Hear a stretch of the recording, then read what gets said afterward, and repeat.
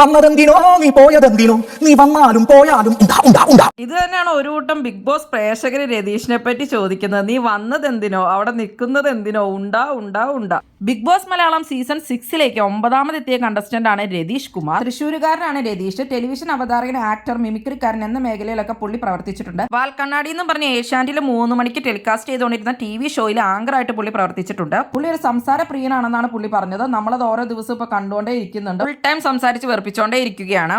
Big ബോസിനുള്ളിൽ ഒരു രതീഷ് മയം തന്നെയാണ് നടന്നുകൊണ്ടിരിക്കുന്നത്. പുള്ളിക്ക് ഓരോ നിമിഷവും പുള്ളി സംസാരിച്ചുകൊണ്ടേ ഇരിക്കും. ആരും തന്നോട് മിണ്ടിയില്ലെങ്കിൽ പോലും താൻ ഇടിച്ചു കയറി സംസാരിക്കുന്നു പറഞ്ഞുകൊണ്ട് തന്നെയാണ് പുള്ളി വന്നിട്ടുള്ളത്.